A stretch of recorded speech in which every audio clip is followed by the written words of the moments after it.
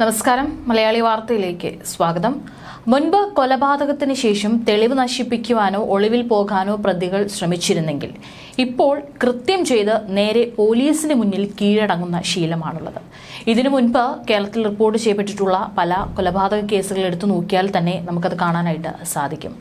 വീടുകളിൽ സ്വത്തിന്റെയും കുടുംബ കലഹത്തിന്റെയും പേരിൽ നടക്കുന്ന കൊലപാതകങ്ങളിലേക്ക് നയിച്ച കാരണങ്ങളിലും പല തരത്തിലുള്ള മാറ്റങ്ങളാണ് സംഭവിച്ചിട്ടുള്ളത്.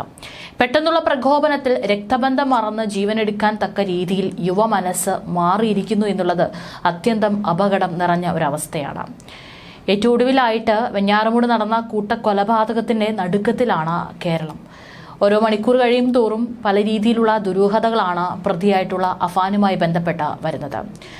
കൊല ചെയ്യപ്പെട്ട 5 പേരും അതീവ ക്രൂരമായിട്ടുള്ള വേദന ഏറ്റുവാങ്ങിയാണ് മരിച്ചിരിക്കുന്നത് എന്നുള്ളതാണ് നമ്മളെ എല്ലാം തന്നെ മനസ്സിനെ മരവിപ്പിക്കുന്നൊരു കാഴ്ച എന്ന് പറയുന്നത്.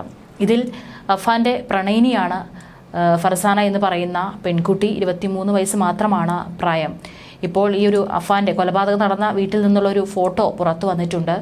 അതിൽ ഈ ഒരു അഫാന്റെ മുറിയിൽ വെച്ചാണ് ഫർസാനയെ അഫാൻ അതിക്രൂരമായി കൊലപ്പെടുത്തിയിരിക്കുന്നത്.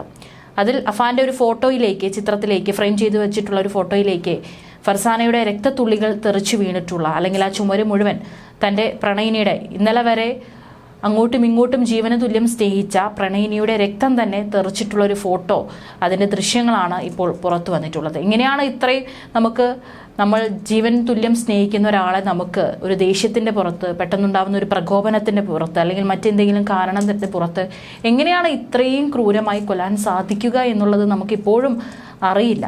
തൻ്റെ വീട്ടിലേക്ക് കൂട്ടിക്കൊണ്ടുപോയി ചുറ്റിക കൊണ്ട് തലയ്ക്കടിച്ചാണ് ഫർസാനയെ അഫാൻ കൊലപ്പെടുത്തിയിരിക്കുന്നത്. അതുമാത്രമല്ല, മുഖമാകെ മറ്റുള്ളൊരു ആയുധം ഉപയോഗിച്ച് വളരെ വികൃതമാക്കിയ നിലയിൽ കസാരയിൽ ചെരിഞ്ഞിരിക്കുന്ന നിലയിലായിരുന്നു മൃതദേഹം.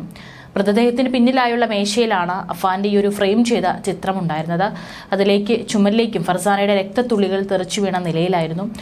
കൊല ചെയ്യപ്പെട്ട ഫർസാനയുടെ ഈ ദൃശ്യം ആരുടെയും കരളലിയിപ്പിക്കുന്നതായിരുന്നു. പ്രണയവും കൊലപാതകത്തിന് കാരണമായി അഫാൻ പറയുന്നുണ്ട്. എന്നാൽ ഇത് പോലീസ് സ്ഥിരീകരിച്ചിട്ടില്ല. എന്തായാലും നാടിനെ നഷ്ടമായത് മികച്ചൊരു വിദ്യാർത്ഥിനിയെ കൂടിയാണ്. നിർവികാരതയും സങ്കടവും എല്ലാം നിറഞ്ഞ അന്തരീക്ഷമായിരുന്നു വെഞ്ഞാറമൂട് മുക്കന്നൂരിലെ ഫർസാനയുടെ വീട്ടിൽ നിറഞ്ഞു നിന്നത്.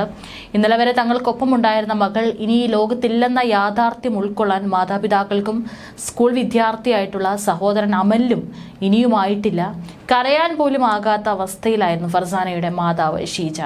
അവസാനമായി തൻ്റെ മകളുടെ മുഖം പോലും കാണാനാകാത്ത അത്രയും വികൃതമാക്കിയ നിലയിലാണ് അഫാൻ ഫർസാനയെ കൊലപ്പെടുത്തിയിരിക്കുന്നത്. മകളുടെ വിയോഗ വാർത്തയിൽ തളർന്ന പിതാവ് സുനിലിനെ പലതവണയാണ് ആശുപത്രിയിലേക്ക് കൊണ്ടുപോയത്.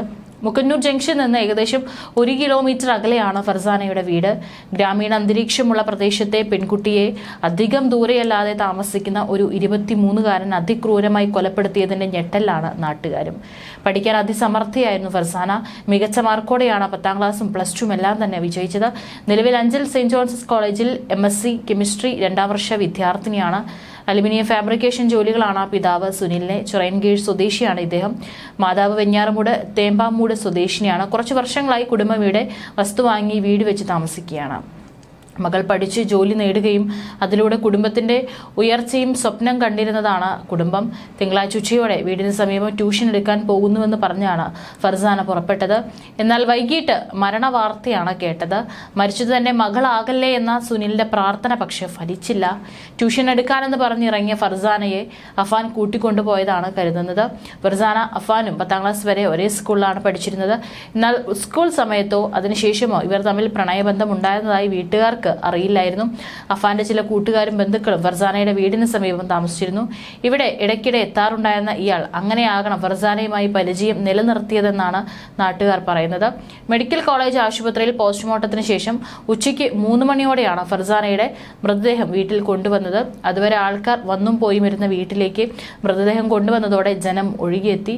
മതപരമായ പ്രാർത്ഥനകൾക്ക് ശേഷം കുടുംബാംഗങ്ങൾ, നാട്ടുകാർ, പൊതുപ്രവർത്തകർ, സഹപാഠികൾ തുടങ്ങിയവർ അന്തിമോപചാരം അർപ്പിച്ചു. ശേഷം 3:30 മൃതദേഹം ഖബറടക്കാനായി ചിറയൻകീഴ് കാട്ടാമുറാക്കൽ ജുമാ മസ്ജിദിലേക്ക് കൊണ്ടുപോയി. ഫർസാനയുടെ മൃതദേഹം കണ്ട് കോളേജിലെ സഹപാഠികളടക്കം വിങ്ങിപ്പൊട്ടി. കഴിഞ്ഞ ദിവസം വരെ ഒപ്പമിരുന്ന് പഠിച്ച കൂട്ടുകാരി ജീവനറ്റ് കിടക്കുന്ന കാഴ്ച പലർക്കും സഹിക്കാനായില്ല.